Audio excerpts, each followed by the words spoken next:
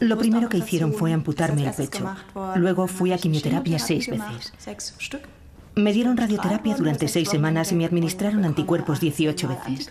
Espero que todo haya terminado y no tener que volver a pasar por ello nunca más. ¿Qué tal ha tolerado hoy las infusiones? Bastante bien de momento. ¿Dijo usted que hay una alteración quística en su pecho derecho? También sí. ¿En el pecho derecho? Sí. Y el tumor estaba en el izquierdo. ¿Dónde exactamente? Sí, aquí arriba.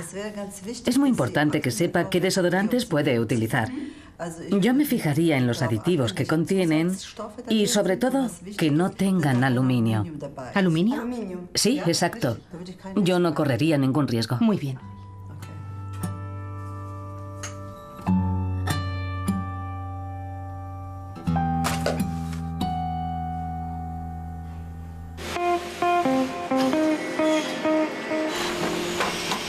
¿Aluminio?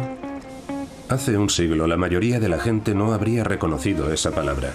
En la actualidad este metal ligero está a punto de superar al hierro.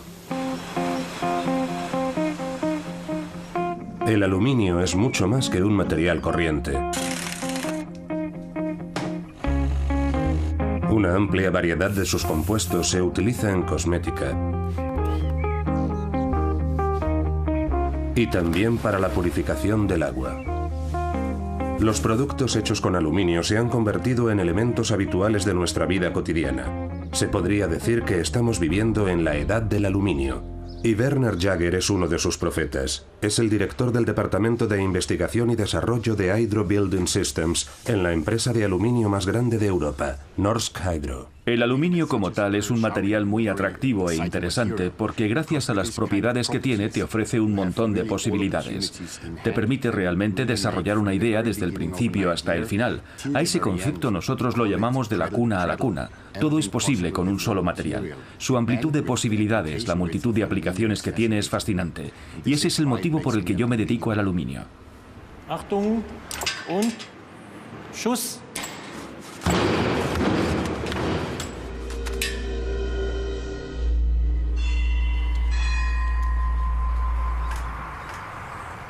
Christopher Exley es presidente del Instituto de Química Bioinorgánica en la Universidad de Kiel, Gran Bretaña.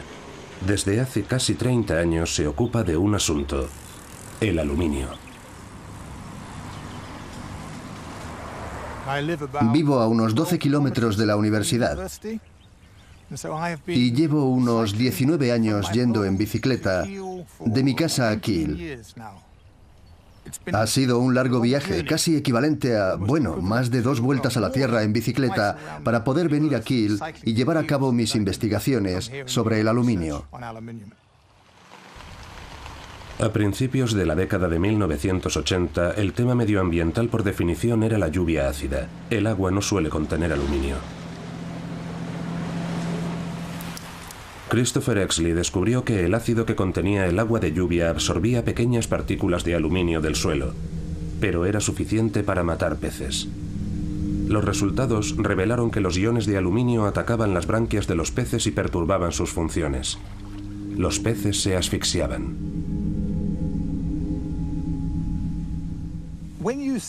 Cuando ves el impacto que tiene el aluminio en un pequeño salmón, te das cuenta de que en realidad es devastador. Ves el sufrimiento. Fue ese tipo de observaciones lo que me hizo decidirme a trabajar en el aluminio per se, no simplemente en el aluminio en los peces, para averiguar cuál es el impacto del aluminio en todos los seres vivos y principalmente en los seres humanos.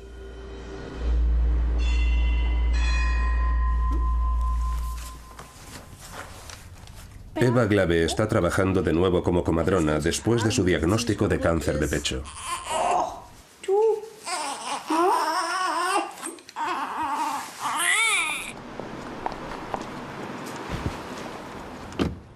Durante 7 años seguidos trabajé en turnos de guardia. Tuve que cumplir mis 10 horas de trabajo diarias y a menudo trabajar 20 horas seguidas. Los partos suelen producirse de noche hasta la mañana siguiente y así sucesivamente. Todo el tiempo que fuera necesario y luego de nuevo las visitas a domicilio. Por lo tanto, yo diría que sudaba mucho y siempre llevaba desodorante en el bolsillo. Unos 11 botes, porque siempre llevo uno en mi bolsa de deportes, por supuesto. Uno en mi maletín de comadrona, en mi bolso de mano, en casa de mi novio, otro para para cualquier contingencia y otro en el coche para emergencias.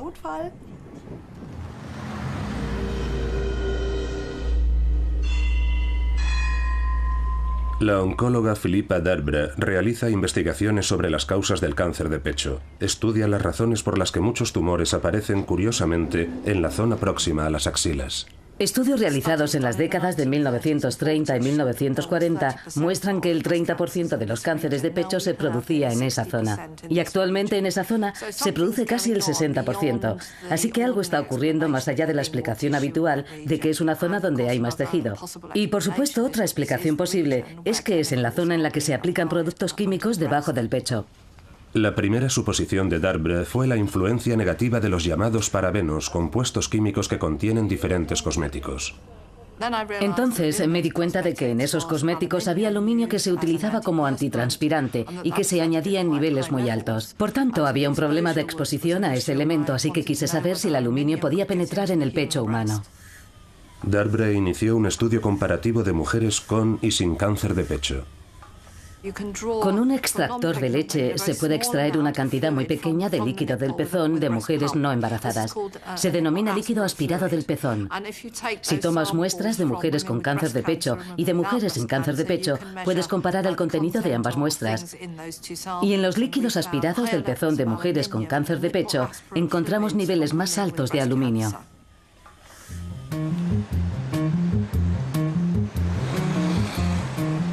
El Instituto Internacional del Aluminio tiene su sede en el centro de Londres y aboga por la industria del aluminio. Aquí es donde nos vamos a reunir con el toxicólogo Nicholas Priest, quien se encarga de supervisar la seguridad del aluminio en nombre de la industria. Si existieran pruebas claras de toxicidad, yo sería la primera persona en decir no lo usen. De acuerdo, pero no he encontrado ninguna. No hay ninguna prueba sistemática que muestre la existencia de toxicidad a los niveles a los que la gente se expone. Y la gente no aplica cantidades enormes de aluminio en sus axilas. Philippa Darbre examinó el efecto de tales dosis mínimas de aluminio en el pecho femenino. En el transcurso de un año se dedicó a observar si las células vivas se alteraban en presencia de aluminio.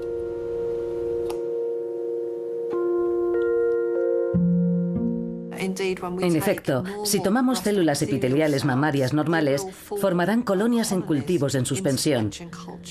Y en presencia de aluminio pueden formar lo que podríamos llamar pequeños tumores en suspensión. Pero en ausencia de aluminio, por supuesto, no lo hacen, porque son células normales. Así que, en ese sentido, el aluminio parece capaz de convertir una célula normal en una célula cancerosa.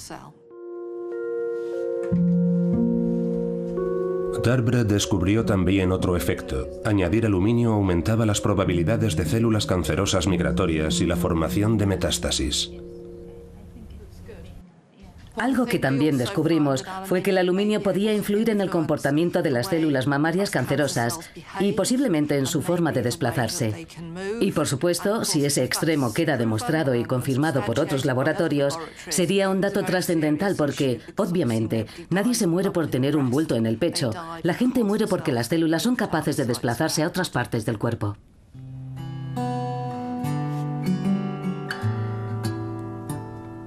Yo siempre vi la quimioterapia como un amigo. Era plenamente consciente de que se trata de un veneno muy pernicioso y de que con él estaba haciendo mucho daño a mi cuerpo. Pero siempre intenté decirme a mí misma, oh, vamos, puedes hacerlo. Lo más duro era la posibilidad de metástasis en el hígado. Imaginar el final de mi vida era, de alguna manera,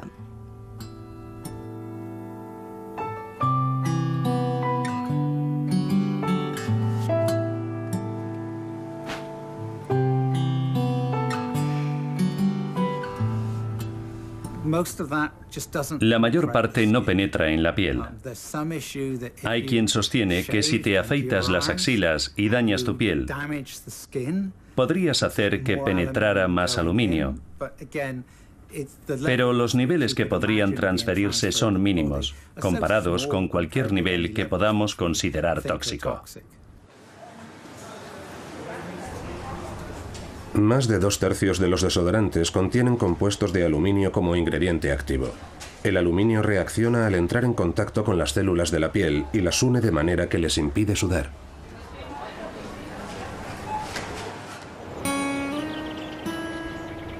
El aluminio es el metal más común en la corteza terrestre, 2 veces más común que el hierro. Pero el aluminio puro no existe como tal. Se une estrechamente con otros elementos y no puede lavarse con agua normal.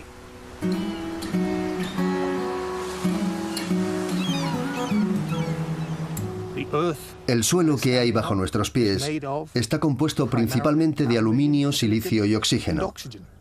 De manera que la corteza terrestre, que es la capa que rodea toda la Tierra, es aluminio, silicio y oxígeno.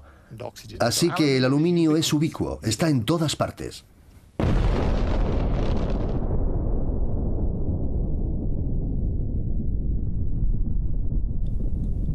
Una mina de pizarra. En su interior las rocas están unidas por iones de aluminio. Es extremadamente complicado extraer el metal en bruto.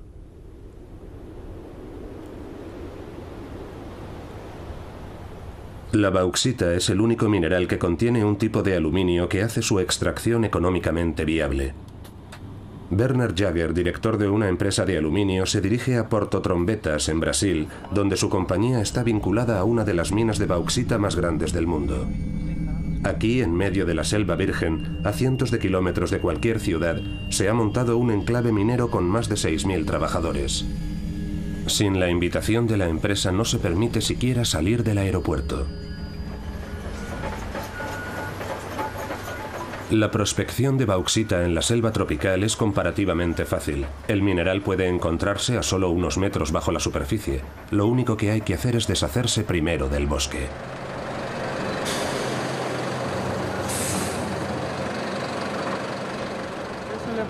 Hola, Manuel. Me alegro de verte. ¿Cómo va todo? Tenemos aquí una gran excavación.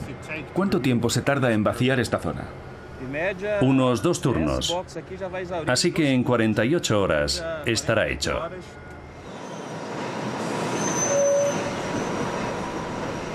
La zona de prospección se expande rápidamente, principalmente porque hay 3 turnos trabajando las 24 horas. Anteriormente las minas estaban situadas en torno a los asentamientos de los trabajadores. Actualmente hay que conducir alrededor de 1 hora para llegar a la región minera. Porto Trombetas es una de las minas de bauxita más rentables del mundo. 18 millones de toneladas de aluminio se extraen aquí cada año.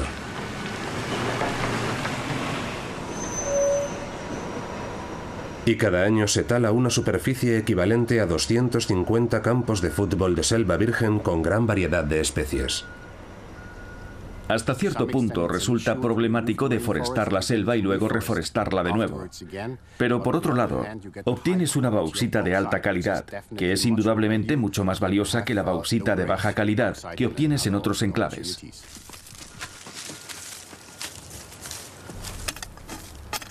Mientras las minas se reforestan, la variedad original de especies podría perderse para siempre.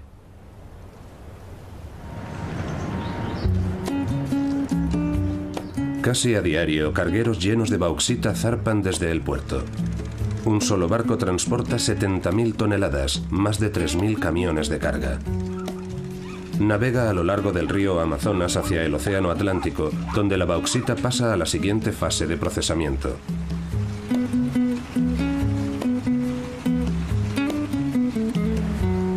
La mayor refinería de aluminio se encuentra en Barcarena, a orillas del río Pará.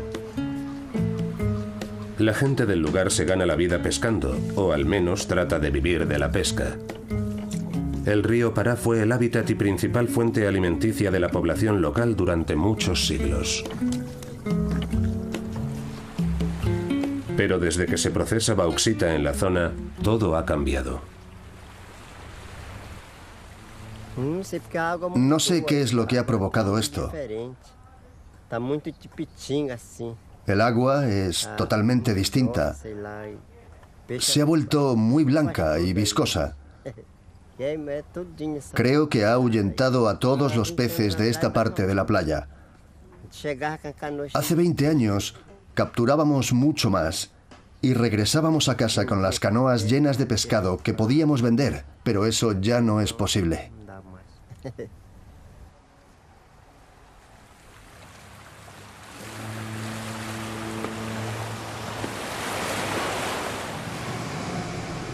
Esta es mi empresa. Es la planta de aluminio más grande del mundo. Tenemos capacidad para producir más de 6 millones de toneladas al año. 6 millones de toneladas al año. 6 millones de toneladas al año. Desde 2011, la refinería de aluminio de Barcarena pertenece a Norsk Hydro, que es actualmente una del puñado de empresas multinacionales que controla la producción total de mineral de bauxita y de aluminio en bruto. Aquí, las partes de bauxita ricas en aluminio se extraen mediante la utilización de la agresiva sosa cáustica. Luego el líquido se enfría y posteriormente se quema a 1300 grados centígrados. El polvo de aluminio blanco es el material básico con el que se produce el aluminio en bruto e innumerables productos, como el cemento o la cerámica de aluminio. Las condiciones de trabajo son extremas. A pesar del calor tropical, cada milímetro de piel debe protegerse de la sosa cáustica.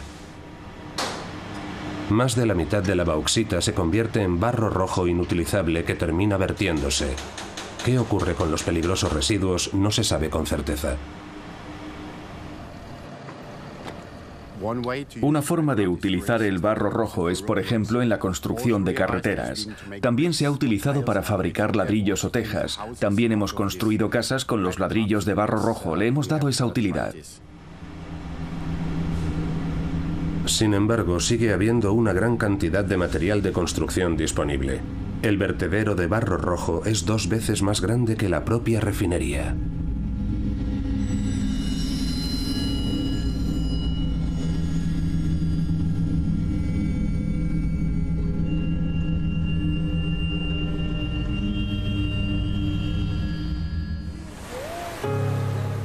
En 2010, durante un accidente en una fábrica de aluminio en Hungría, se liberó una gran cantidad de barro rojo, dando lugar a uno de los mayores desastres medioambientales de Europa.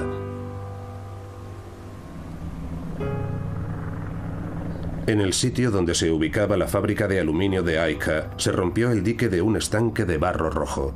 Una ola de crecida de varios metros se desplazó en dirección a la pequeña localidad de De Bexer.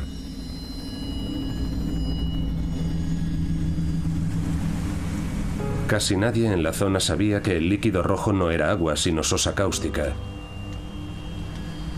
István Benko, de la televisión local, cogió de inmediato su cámara cuando se produjo el desastre. La calle se convirtió en un río embravecido. Benko consiguió ponerse a salvo escalando a la terraza de su casa. Cuando llegó al baño, se dio cuenta de que lo que estaba inundando las calles no era barro normal. Sus calcetines se habían disuelto en el líquido. Un vecino tropezó y cayó de bruces en el barro rojo. Los bomberos se llevaron a los dos al hospital.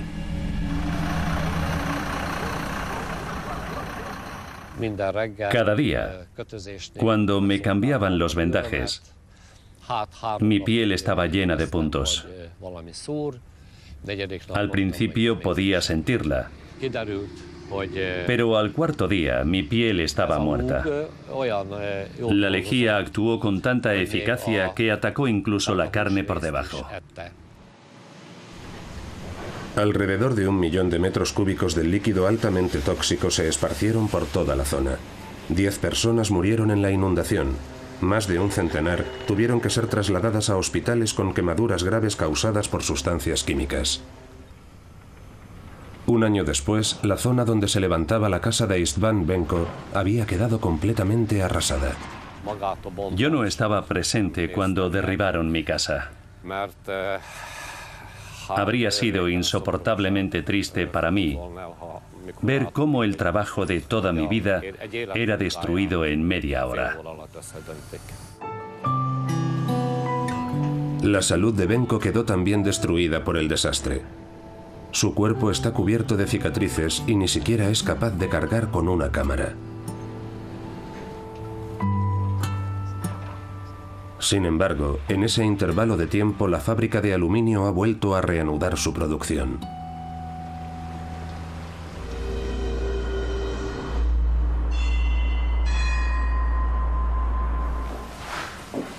En la Universidad de Viena, un equipo de científicos realiza investigaciones sobre la causa de las alergias.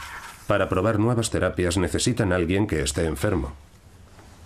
Se sabe desde hace mucho tiempo que inyectar hidróxido de aluminio en el cuerpo puede desencadenar cualquier tipo de alergia, por ejemplo en animales.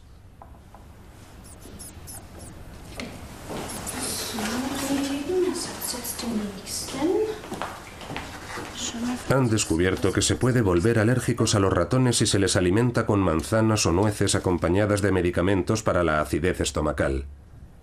Estos medicamentos contienen hidróxido de aluminio como sustancia activa. Y al parecer, el aluminio moviliza el sistema inmunológico contra una sustancia administrada simultáneamente. De momento, hemos escogido los principales alérgenos alimentarios y podríamos demostrar que con el aluminio como adyuvante se pueden desarrollar alergias a los alimentos.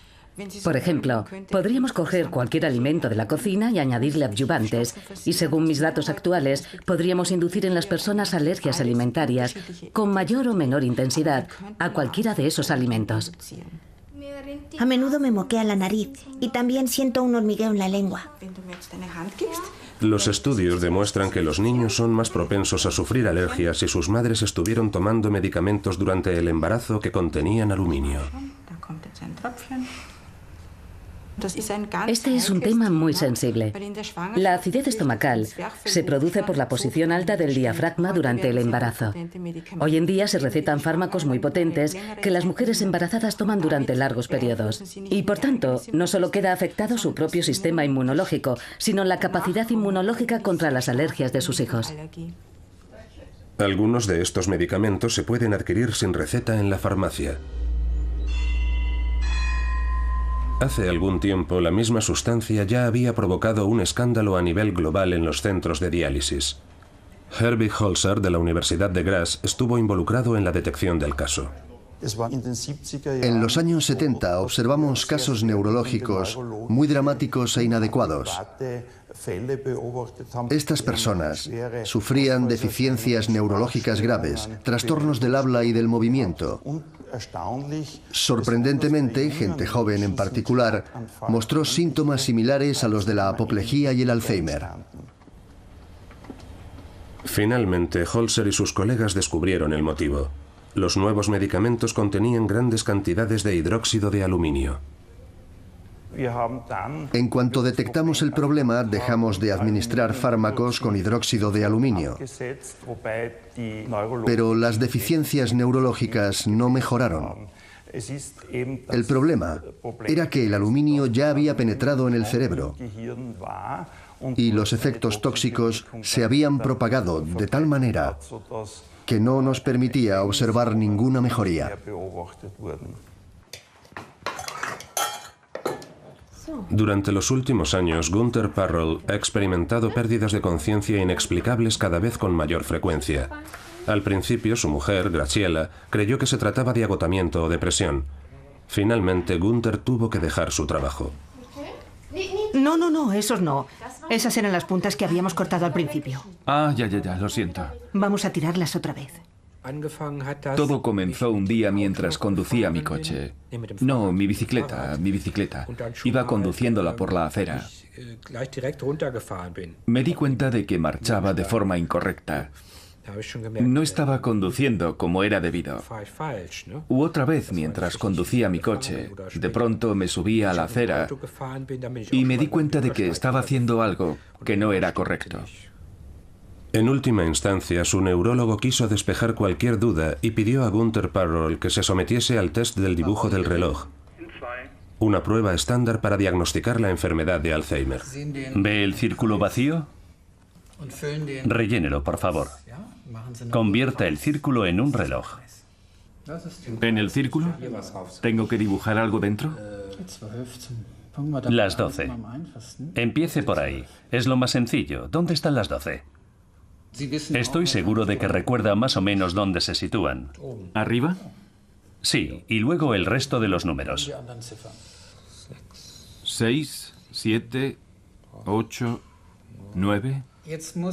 Ahora el reloj debe mostrar una hora. Señala las 11:10.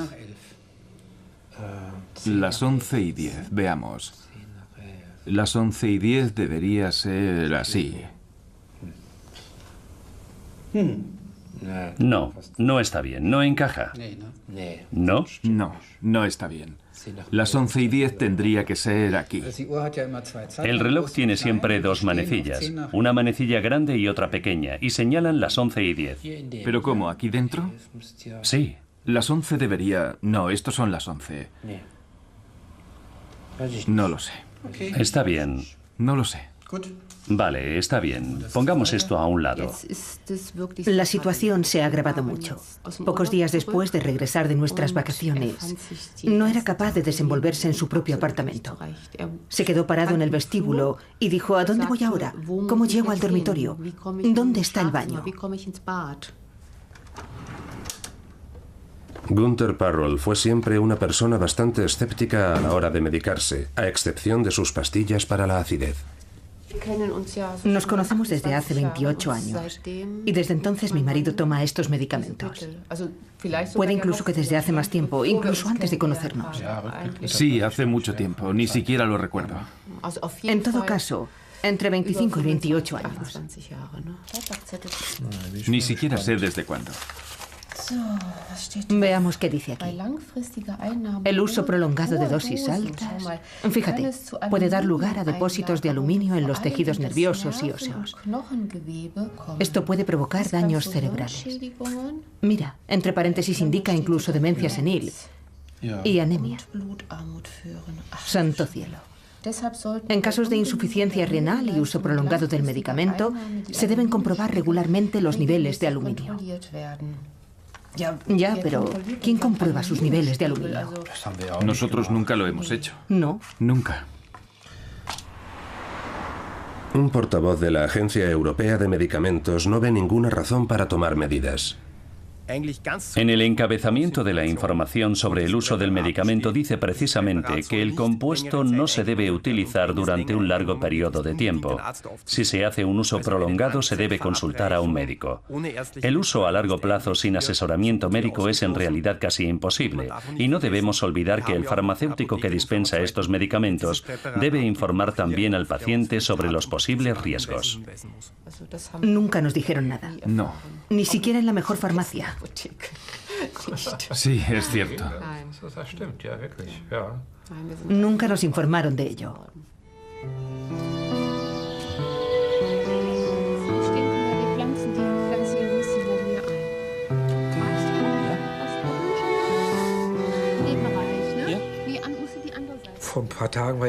Hace un par de días leí otro artículo en una revista en el que se sugería que podría desarrollarse un nuevo medicamento en un futuro próximo.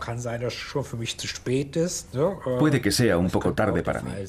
Podría ser perfectamente el caso. Puede que haya llegado mi hora, eso es lo que digo. Por supuesto que no me importaría quedarme aquí un poco más. Sí, estaría bien, pero... El aluminio es el único elemento abundante en nuestro planeta que no tiene utilidad en las funciones biológicas de ningún ser vivo. Se trata de un fenómeno muy anormal desde el punto de vista evolutivo, ya que uno de los principios de la naturaleza es utilizar todos los materiales disponibles en un sentido positivo. No hemos logrado identificar ni una sola propiedad del aluminio que aporte el menor beneficio a ningún sistema biológico. Es evidente que ha supuesto un enorme beneficio para la humanidad en cuanto a la ciencia de materiales y en las múltiples formas en que usamos el aluminio en la edad del aluminio. ¿Pero beneficia a algún sistema bioquímico? Y no estamos hablando solo de los seres humanos. Estamos hablando de que desde la bacteria más pequeña hasta los seres humanos no tenemos la menor evidencia de que ningún organismo use el aluminio de forma activa para obtener algún beneficio. El polvo de aluminio de Brasil ha llegado a Alemania, al puerto industrial de Neuss-Düsseldorf. Aquí entra en la última etapa del proceso de producción. Se necesita una cantidad ingente de energía eléctrica para extraer el metal de su combinación con el oxígeno.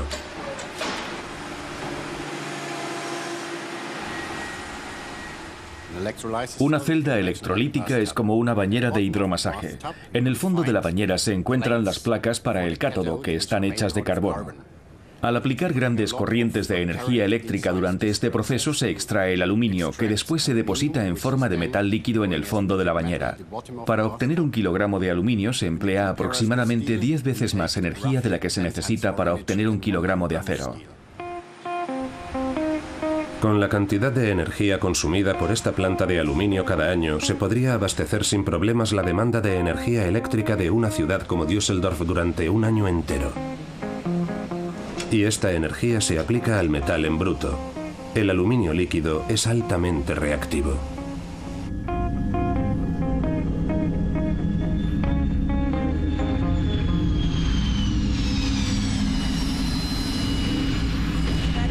Parece que un avión se ha estrellado en el segundo edificio.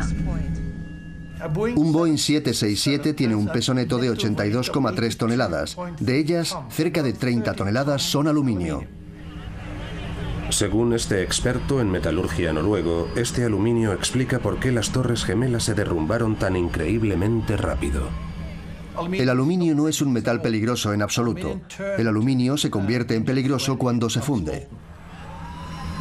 Simensen ha calculado que poco antes de derrumbarse las torres, el aluminio del avión se calentó a una temperatura tan elevada que llegó a licuarse.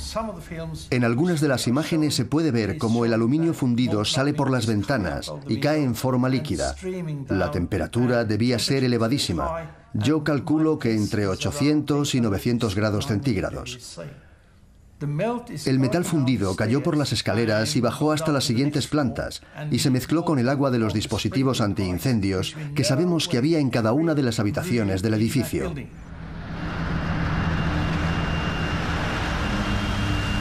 Las explosiones previas al desplome de las torres han contribuido a alimentar disparatadas teorías conspirativas, pero en opinión de Simensen no constituyen ninguna sorpresa cuando uno está familiarizado con las propiedades del aluminio. La conjunción del aluminio y el agua da óxido de aluminio más hidrógeno y como resultado una gran explosión. Estamos hablando de una bomba con una potencia equivalente a 700 kilos de TNT como mínimo, puede que más incluso. Por extraño que parezca, el informe oficial del gobierno sobre el derrumbe de las Torres Gemelas no menciona en absoluto el aluminio. En el reciclaje del aluminio, las desventajas se convierten en ventajas. Ahora solo se requiere la mitad de energía que sería necesaria para fundir chatarra de hierro.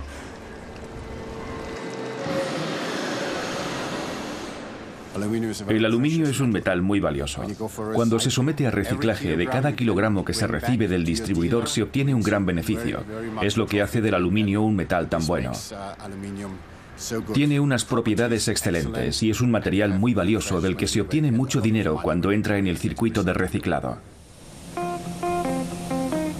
El valor del material original se multiplica por 5 en cada una de las fases del proceso. A partir de la bauxita, pasando por el polvo de óxido hasta la barra final de metal en la que puede transformarse cualquier chapa de aluminio en cualquiera de sus formas. Sin embargo, la fase más problemática de la producción se subcontrata cada vez más a países en vías de desarrollo.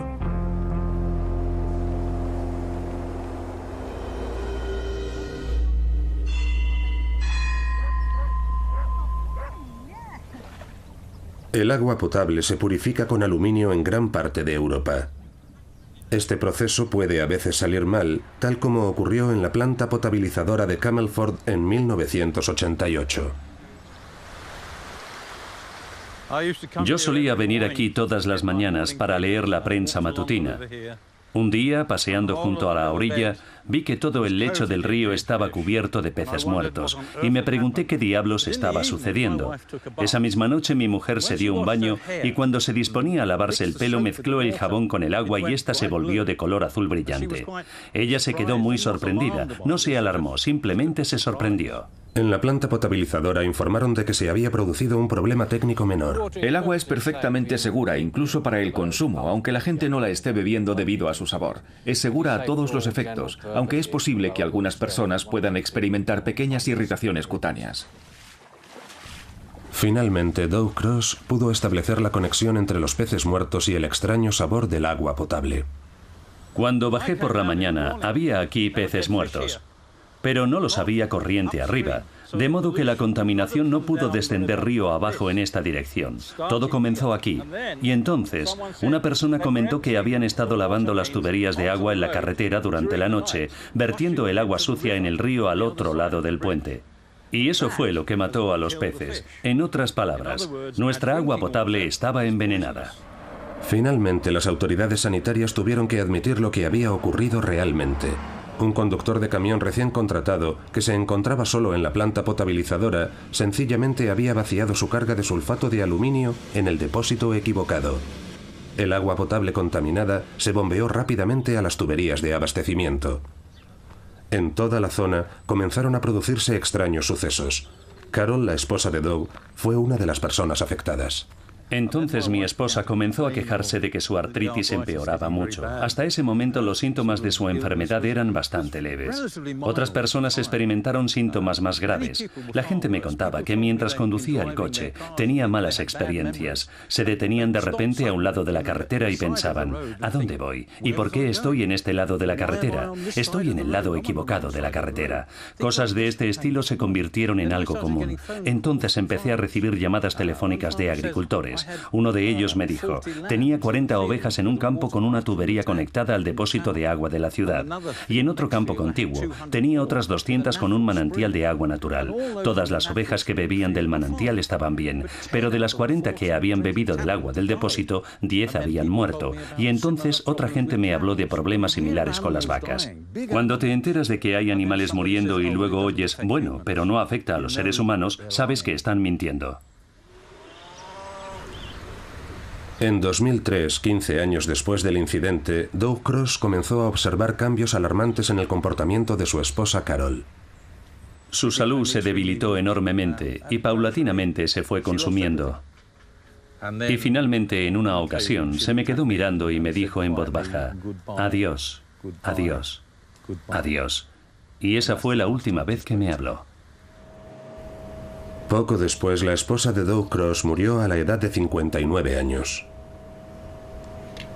El forense pidió a Christopher Exley que examinase el cerebro de Carol Cross para comprobar la concentración de aluminio. No existe un nivel normal. El nivel normal sería la ausencia total de aluminio, pero la realidad es que todos tenemos aluminio en el cerebro, algo así como 1 o 2 microgramos de aluminio por cada gramo de tejido seco. En determinados casos de Alzheimer hemos descubierto que esta cifra puede llegar a los 4, 5 o 6 microgramos. En una de las muestras del cerebro de la señora Cross hallamos 23 microgramos por gramo de tejido seco, que es algo casi nunca visto. Uno de los niveles más altos que nosotros hemos medido nunca. Y probablemente hemos medido más contenido de aluminio en cerebros humanos que ningún otro grupo del mundo.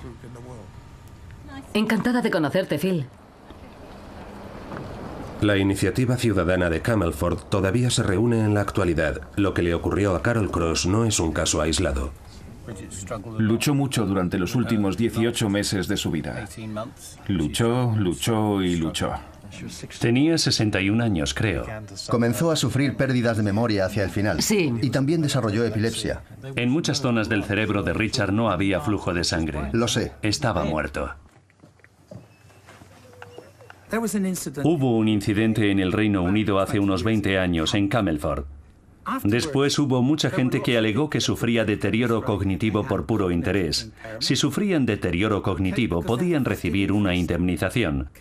Pero si no sufrían daños, no recibían ninguna compensación. Y ese es uno de los problemas que solemos encontrarnos.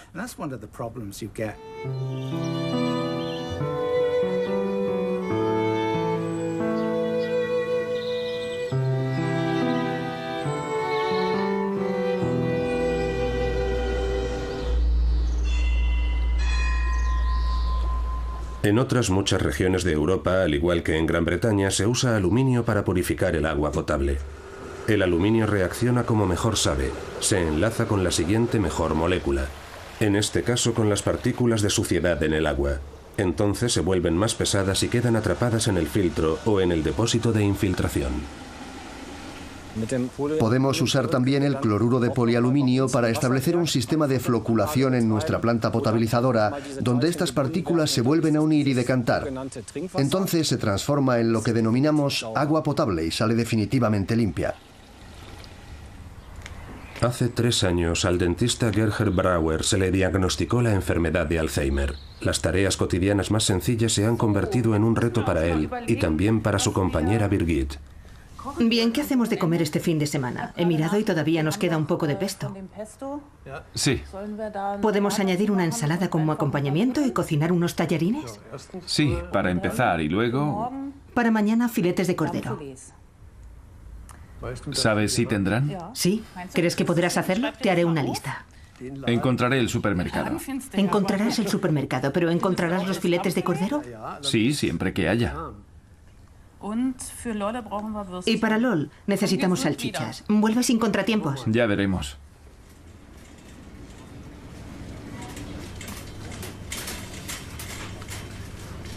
A ver, ¿dónde están las salchichas?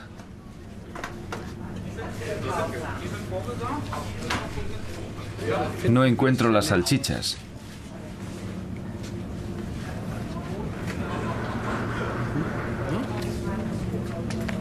¿Dónde he puesto el carro? ¿Sabe alguien dónde está mi carro?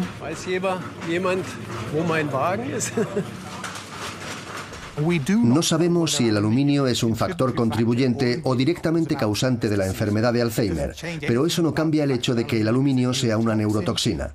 Y no cambia en absoluto el hecho de que el aluminio esté asociado a los principales rasgos patológicos de la enfermedad de Alzheimer. Si vivimos en determinadas zonas en las que el abastecimiento de agua contiene unas cantidades determinadas de aluminio, la incidencia de la enfermedad en dichas áreas es más elevada.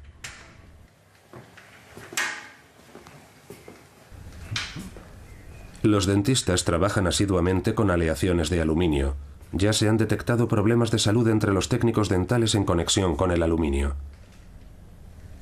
Hace 3 años, Gerhard Brauer se vio obligado a cerrar su consultorio. Desde entonces, muchas cosas se han vuelto extrañas para él.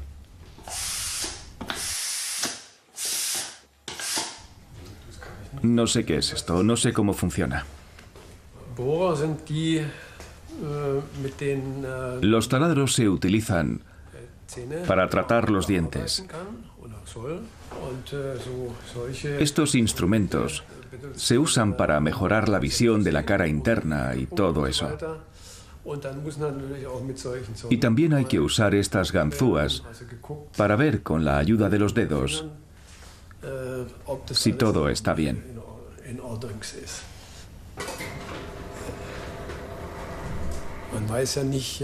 Nunca se sabe lo que puede ocurrir. Es muy arriesgado mirar dentro de mi cerebro. Sería factible hacerlo, pero es muy arriesgado porque puede costarte la vida. Estoy absolutamente convencido de que el mal de Alzheimer existiría en ausencia de aluminio. Ahora bien, ¿se daría en edades tan tempranas en la gente? ¿Quién sabe? Quizás podríamos vivir 150 años en ausencia de aluminio. O tal vez la enfermedad sería menos agresiva. Quizás sería mucho menos agresiva, no debilitaría tanto a las personas y sus vidas no serían tan precarias desde que se les diagnostica la enfermedad hasta que fallecen. En cierta medida la gente piensa ahora, no, es un tema zanjado. El aluminio no es realmente un problema sanitario. Aunque los catedráticos relacionados con la industria siguen defendiendo su seguridad, en la práctica científica se consolida cada vez más la opinión contraria. Por ejemplo, cuando Romain Gerardi, director del Departamento de Enfermedades Neuromusculares de la Universidad París-Este, se vio enfrentado a un nuevo tipo de enfermedad entre un creciente grupo de personas. El agricultor Luc Braconnier es un caso típico. ¿Qué edad tiene usted? Sufre de fatiga constante y dolores musculares severos, hasta el punto de no poder realizar ya su trabajo. El doctor toma una muestra de tejido muscular. Los resultados parecen un misterio al principio. Cuando observamos el tejido a través del microscopio electrónico, hallamos inclusiones de naturaleza desconocida en los macrófagos. Al principio pensamos que se trataba de calcio, pero las tinciones de calcio resultaron negativas. Y finalmente enviamos una muestra al departamento de biofísica. Y lo único que nos dijeron fue: parece ser aluminio. No sabemos cómo es posible, pero es aluminio. Los músculos muestran áreas sospechosamente infectadas donde se han concentrado una gran cantidad de células asesinas del sistema inmune. Los denominados macrófagos están llenos de partículas de aluminio. Las inclusiones de aluminio en el interior. El aluminio se añade a las vacunas para aumentar su eficiencia. Los expertos consideran estos aditivos un pequeño secreto sucio, ya que nadie sabe exactamente hasta qué punto aumenta la eficacia de la vacuna, ni lo que el aluminio provoca en el organismo posteriormente. Todo el mundo creía que después de la inyección, el paciente eliminaba rápidamente el aluminio a través de la orina. Ahora sabemos que no es el caso. El cuerpo puede retener durante más de 15 años el aluminio en el organismo. Y nadie sabe exactamente cuál es el destino final de este aluminio. ¿Se elimina a través de la orina al cabo de un día? Ni siquiera esto está claro. Gerardi y su equipo descubrieron que en la mayoría de los seres humanos y animales el aluminio se descompone. Pero en un pequeño porcentaje, las partículas de metal permanecen en el cuerpo durante años. Una pequeña porción de estas partículas escapan del músculo inyectado, se dispersan por el organismo y se alojan en puntos muy distantes después de circular meses y meses en el flujo sanguíneo. Y penetran en órganos tan distantes como el bazo o el hígado. Y finalmente, con el paso del tiempo y de una forma muy gradual, en el cerebro.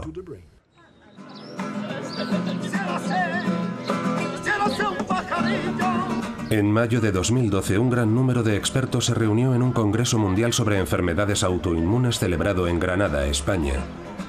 Por primera vez, el aluminio ocupa el centro de atención.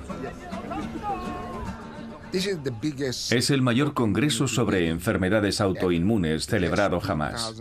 Asisten 2.300 participantes y tenemos 2 o 3 sesiones dedicadas al tema de los adyuvantes. Es una combinación de carbonato de magnesio e hidróxidos de aluminio. Puede causar fenómenos autoinmunes o enfermedades autoinmunes. Pero existen muy pocas dudas de que el aluminio es un neurotóxico que causa una serie de problemas, tales como deterioro de la memoria cognitiva y del control psicomotor. Entender cómo funciona el aluminio es la respuesta para comprender su eficacia. Las partículas minerales pueden penetrar en el cerebro usando un mecanismo de caballo de Troya. Y lo que es más importante, las partículas de aluminio son capaces de penetrar en el cerebro como una partícula completa.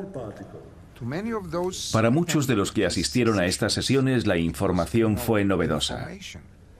Nuestro papel como organizadores de este congreso es difundir la información, porque la falta de conocimiento es peligrosa.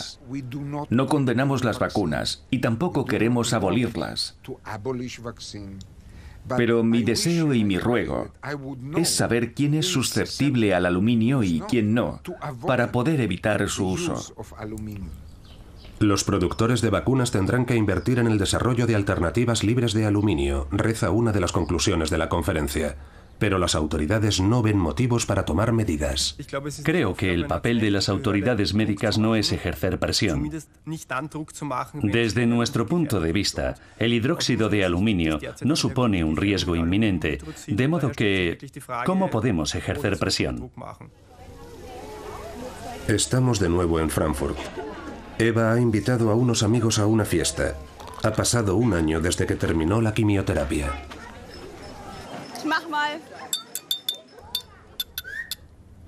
Me gustaría decir algo muy breve. Y es, muchas gracias a todos. No solo por haber venido hoy aquí, sino sobre todo por vuestro apoyo durante este último año, que ha tenido más momentos bajos que altos la mayoría de los días.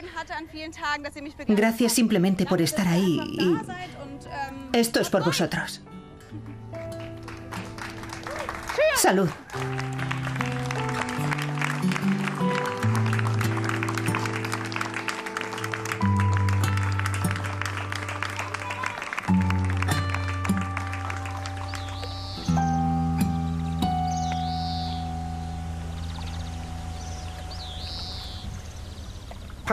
Se ha abierto la caja de Pandora y se ha dejado salir al aluminio. Ahora bien, ¿qué impacto va a tener esto en la vida futura de nuestro planeta? Bueno, los primeros indicios no son muy halagüeños y tenemos que intentar resolver esos problemas. Tenemos que aprender a vivir en la edad del aluminio, que no va a concluir en un futuro próximo, con las consecuencias o posibles consecuencias de esta creciente carga de aluminio en nuestro organismo, es decir, la incidencia cada vez mayor de enfermedades posiblemente relacionadas con el aluminio.